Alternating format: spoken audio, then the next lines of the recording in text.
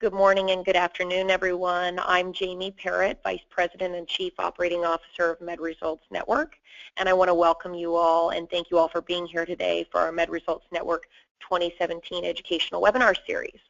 Today, our presentation is 3 HIPAA violations you don't even know you're making, and we've invited our partners and sponsors, Symplast, to join us. This is our 38th webinar in our Educational Webinar Series, and today we're going to start our webinar presentation a little bit differently than we normally do.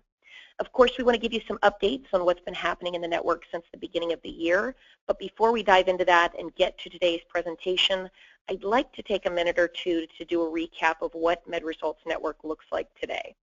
We've had hundreds of members join the network in the last year, and it's been a while since we shared a little bit about our growth and history, and since so many of you are new to the network, we thought this would be the perfect time to do it. MedResults Network has been around for almost 9 years. We were founded in 2008, and I came on board at the end of 2010 when we had just 250 aesthetic members and about 10 vendor partners. My role was to help scale the business and add new partnerships, and today I'm proud to say that we have over 2,800 members, about 40% of which are medical spas and 60% of which are aesthetic medical practices. Our business model has been the same since inception, which is to use the aggregated purchasing power of our members to negotiate for better benefits on the products and services you use daily. At MedResults Network, we're continually adding new vendor partners to the network so that we can bring you guys new discounts, rebates, and cost savings. And if you have any interest in finding out which partners we're working with or have added to the network in the most recent months or weeks, you can always visit our website and log in to view your benefits. Our presenter today is Kevin Moore of Symplast, and as he has an extensive background in dealing with HIPAA compliance, I'm actually going to let him tell you a little bit about himself in just a second. But before we begin, I just want to explain what you're going to be hearing from Kevin today. As you all have worked in the aesthetic industry, either employed by an aesthetic practice or as an owner or physician in a practice, we're assuming that you know the basics of HIPAA. This presentation is not going to be an extremely in-depth conversation about all of the HIPAA violations you need to be aware of. Today we're actually focusing on 3 very important, they're very common yet widely unknown HIPAA violations that you need to be aware of. And to help you remember these potential violations and to avoid them in the future, we're going to be sending you a HIPAA violations checklist after the presentation, and I'll be getting to that after the end of the webinar today, so please stay tuned for the entire session. And now finally, if you do have questions for our presenter Kevin, please let us know after the presentation, either in our automatic survey that's going to pop up directly following the close of the presentation or by emailing me. And keep in mind that whether you have a question or not, your feedback is greatly important to us. It only takes about 20 seconds to fill out. So with that said, I'd like to introduce our special guest, Kevin Moore of Symplast. Jamie, thank you for that introduction. Once again, my name is Kevin Moore. I'm Director of Mobile Applications at Symplast. I have been in the software business for about 25 years, specializing primarily in the healthcare vertical, monofocus for the last 8 years. I've been working with HIPAA for a while, and this presentation will kind of have an angle from a developer and provider perspective, so that's how we will discuss it. So moving right into it, HIPAA, we want to be able to mention and describe what that really means. We're going to be talking about 3 HIPAA violations that we don't even know we're making. HIPAA, Health Insurance Portability and Accountability Act, provides privacy standards, to protect patients' medical records, otherwise known as protected health records, and that's what we know as PHI. So as we examine the 3 violations, we'll touch on the various applications and devices and violations that can exist. Emails, smartphones, cloud computers, smartwatches, those are some of the vehicles of PHI data, and as such, we will have to ensure that the data is protected in some of those environments. Regulatory efforts force us to be aware of HIPAA issues and the compliance practices, and without trying to scare providers, there are consequences for not adhering to the standards. HIPAA really just wants us to protect the data. It wants us to make a reasonable attempt at protecting this data. Some of us may think that we're too small to be on the radar of HIPAA, but HIPAA actually addresses each and every one, and the fines and punishment levied, I don't think is based on the size of your organization. So with that said, it's important to note that there's no such thing as a perfect HIPAA solution. It really doesn't exist, and HIPAA really just wants us to make a reasonable attempt at protecting patients and protected healthcare information. So let's go into the very first one. The first violation that tends to happen that we're not aware of is the automated timing out of our applications. Now, what that is the ability for the application, while the user is looking at PHI data, to, at some interval, time out and return to a different screen or to the original screen. The reason why this is important is because some users will share the same system, and not every user is in a position to view PHI data. So that is why it is important for it to time out. Well, here is how it happens sometimes. As the user tries to multitask, they have multiple things to do, and some of us will, recall and can attest to that, at 1 minute in our day, we're looking at PHI data, trying to log a patient in, trying to resolve the patient, contact the patient even, and something else comes up. You step away from the machine for a second, and a second turns into a minute turns into 30 minutes. The application itself should time out and return you to a prior screen or locked screen. What that looks like is either the application can log out completely, or it can pause the session that you're in, and the concept of session is just retaining the point where you are in the application. Some companies opt to go back completely because, as I said before, multiple people may be using the application, and as a result, though it may have timed out, if somebody else comes up to the computer and logs in, they may be on a screen that they shouldn't be on, or they may not even be able to log in again because the screen is locked to the prior user. So most companies opt to reverting to the complete logout and force the user to log in once again. When we're looking at total logout as opposed to a resume session type logout, some would be tempted to ask which is better. Well, it's not a matter of which is better, it's which the company decides to have. If I were going to decide, I would say it's safer to do a total logout because, again, in the instances where there are multiple users, a total logout protects you that much more. So the million-dollar question becomes, how long should we wait for this application to time out? A lot of applications, when they're well written, they have some flexibility. It allows the user to be able to set that time frame. Now, remembering that HIPAA wants you to have a reasonable attempt, 2 days of inactivity is not reasonable, and certainly 10 seconds would be annoying for most users. So the proper time frame would be, I guess, somewhere in the middle. What I have seen from a software developer and a provider standpoint is between 30 seconds and a minute seems to be a very common practice, and timing out too can be up to 5 or 10 minutes in some instances, but again, it depends on the type of information that you're looking at, and if it's configurable, the practice or the user community can decide on what that is. So when we conclude what this looks like, given that a user has logged in to a system that contains PHI data, and then there is a defined period of inactivity, the software application should time them out and revert to a login screen. So let's look at the second violation, and that's the concept of emails. Emails, we send and receive them daily, and for this particular instance, we're talking about secured emails. Now, a lot of people say, well, I've been sending emails and I see the little padlock on the top and it's green, so I know I'm sending it secure. But that's the whole point. You're sending it securely, but the email itself is not secure. So let's take a look at the concept of secure versus secured email. So let's look at what happens and what are the risks with it being secured or not. When a user decides to send an email, that user first creates a copy on his or her machine. Then once they've sent it, the SMTP server, which is the server that sends their email on to the recipient, is yet another machine that has a copy.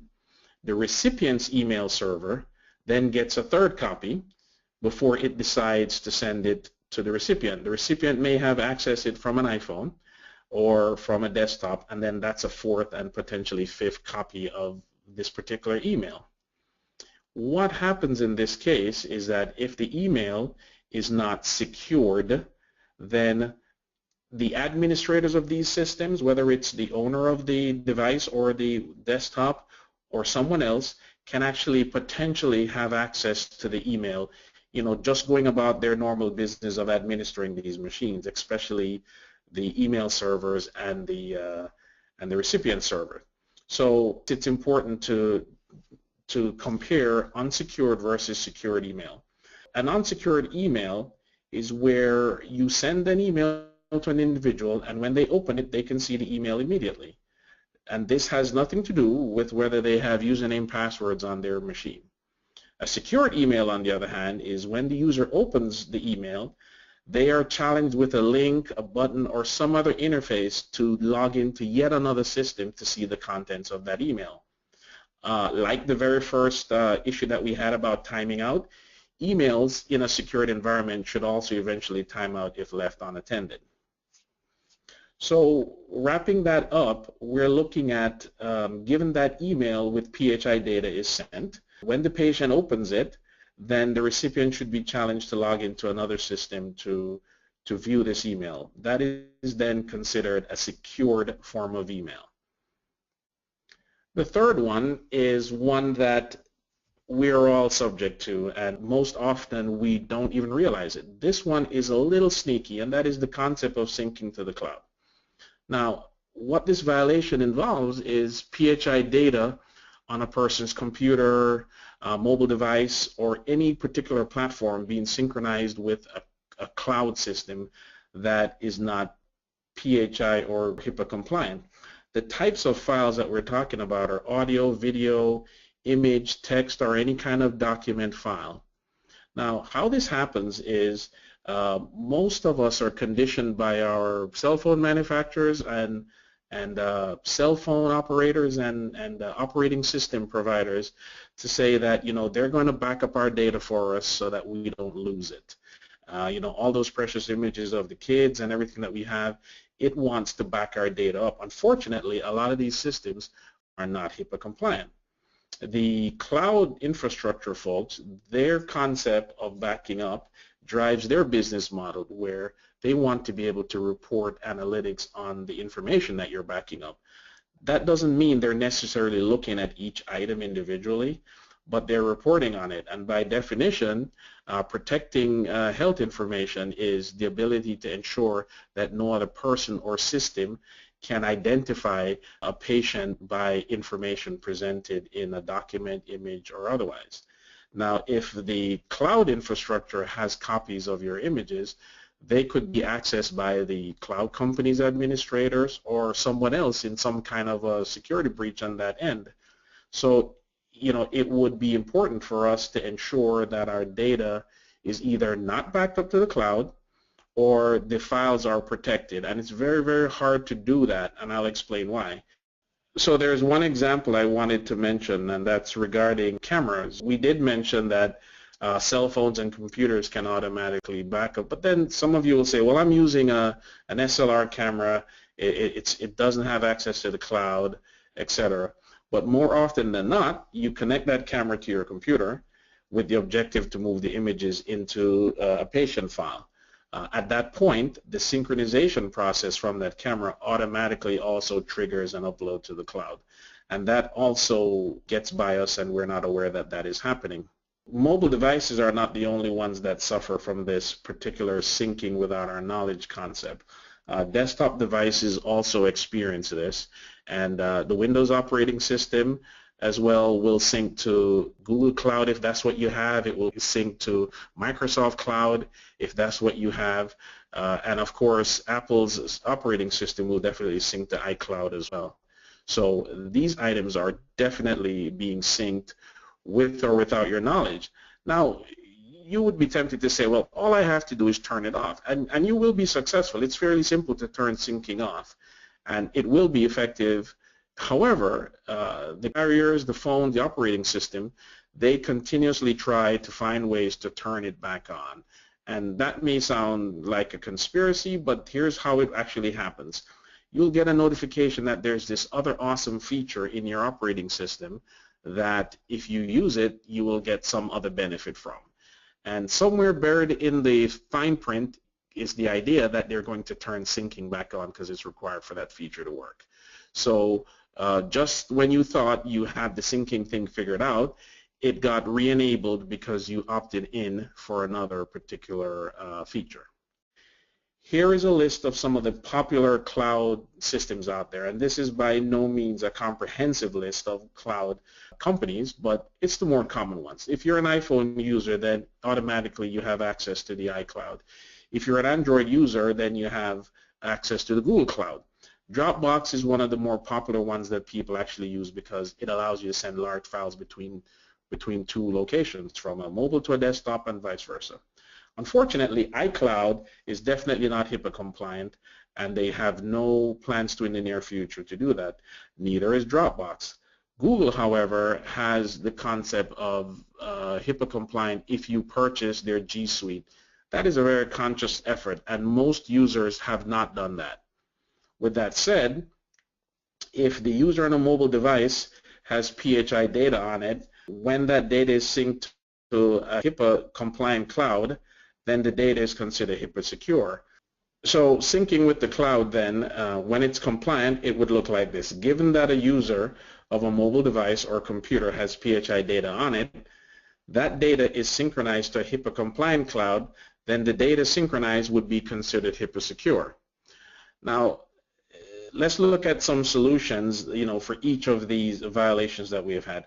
Automated session timeouts, common solution to that would be to select a system, a provider, a software provider that has that feature, and that's one of the things you'd have to ask or demand up front from that provider. Most common systems do have that. Systems like the one that we have developed at Symplast definitely addresses that issue. HIPAA compliant secured emails. Now this very often involves a third-party vendor, and you may be able to choose different ones at different times. Now the question is, do you have to send every email in a secure fashion? No, you don't. Some companies do, but normally each email has an associated cost with it when using a secured third-party vendor for it. Sometimes you can opt into a contract. There's an associated cost with that. That's how you would get around it. You don't necessarily have to sign up with a software provider, but you certainly have to sign up with a vendor that provides that service. Cloud syncing, they are in fact cloud companies that provide a HIPAA compliant infrastructure part of their business that will serve you. We talked about Google's cloud, and there are other private clouds that have that. One of the ways to also address this particular thing is to use a software similar to Symplast that will manage your data, your media, and your content for you and put it in a private cloud. If it's in a private cloud, then that would be HIPAA compliant based on how we address all the security and protection of PHI data. Here are some other HIPAA violations that you may or may not be aware of. More commonly, SMS is one of the ones that come up. Patients can send their own PHI data to their doctors, but doctors, when returning to the patient, should avoid SMS at all costs. And the reason is that it's almost very easy to send it to the wrong contact or to the wrong number. So, while your patients may send you things that way, the healthcare community should abstain from sending SMS texts. Another item that everybody tends to forget about is the disposal of machines when you're changing out your systems in your offices. Having a conscious effort to wipe the drives, destroy the hard drives, paying attention to photocopying cache and memory of these devices is very important as a way of protecting yourself against HIPAA violations. Those are a little tricky sometimes, and the responsibility of it gets confusing. Who is responsible to do that? Is it your new software or hardware provider, or is it the company staff? At the end of the day, it presents itself and it should be addressed. The third one, again, is similar to the first, where we're talking about SMS, but there is, a new explosion of messaging apps. WhatsApp being one of the famous ones, iMessage being one of the common ones on iPhones. These applications actually store the data on another server, similar to the concept of secure and unsecured emails. Because the content of it cannot be secured and they go directly from these devices to another machine and then back to the recipient, this is considered a violation of HIPAA, because WhatsApp servers are definitely not PHI or HIPAA compliant. Neither is Apple servers, or in this regard. We need to make a reasonable attempt at compliance.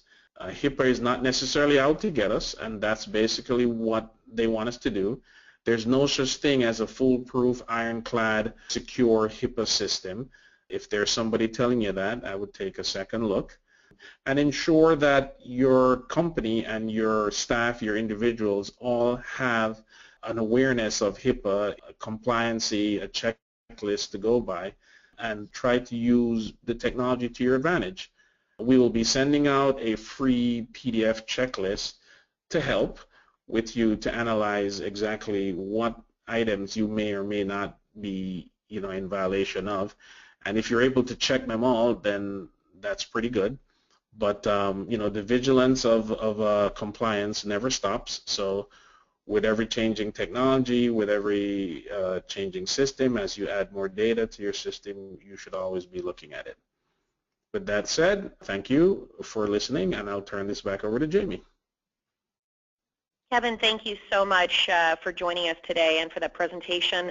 I just want to reiterate what Kevin just said, which is that everyone here is going to be receiving the HIPAA compliance checklist that's going to be sent to you by Symplast after the presentation. But before we finish today, I just want to share a few things about Symplast, our sponsors, and tell you a little bit about them and how we got involved with them, and of course why we invited them today. Symplast has been a partner of MedResults since late last year, and it's really the first platform of its kind. When we decided to partner with Symplast, we had done due diligence for at least 6 to 9 months looking for the perfect partner who could fill this practice management space. And what we were really looking for was a platform that could serve all of our members' needs, in particular mobility and HIPAA compliance, and what we found was Symplast. So we found that Symplast really, they deliver 21st century patient engagement. As I mentioned before, mobility has been key. They really utilize mobility. And to tell you a little bit more about how they were founded and what that platform looks like, Symplast was actually founded by a group of plastic surgeons. I've actually seen and used the platform. It's incredibly simple. It is HIPAA secure, which is why we thought they'd be the perfect partners to present today on HIPAA compliance. Everything you do with Symplast is in the cloud, and it really has every module you need. It's not just one component of a practice management system. They do offer patient engagement so that you're operating off of one system, and that includes your email marketing and your automated appointment reminders. Of course, as we mentioned during the presentation, the HIPAA secure texting is also a component of this. In addition to practice management and EHR, they do inventory, they do insurance, claims harvesting.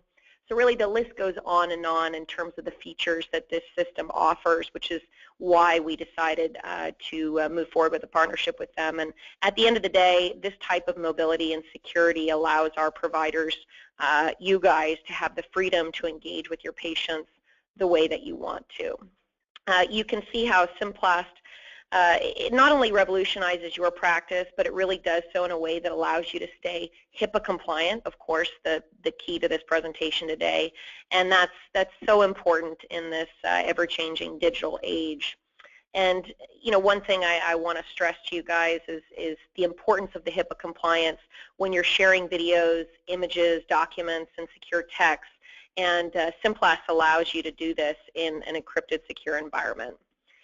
So I think that sort of wraps up our presentation today. One thing I do want to reiterate is that because Symplast is a partner of MedResults, our members have an exclusive benefit, which is a $2,500 rebate if you choose to use their platform, and that's a rebate off the implementation fee. So if you have any interest in Symplast or just simply learning more about the platform and how it can enhance your business, certainly you can email me directly. I'm actually at Jamie, Jamie, at MedResultsNetwork.com, or you can email our partners at Symplast, and that would be at sales@symplast.com. And once again, we will be following up with the free HIPAA compliance checklist. And as I mentioned at the very beginning of this presentation, if you have questions for Kevin or myself, you can certainly use the automated survey that's about to pop up to do so. So once again, thank you to Kevin for joining us. Thank you to all of our attendees for joining us today, and we do hope to see you at our next live MedResults presentation. Thank you again.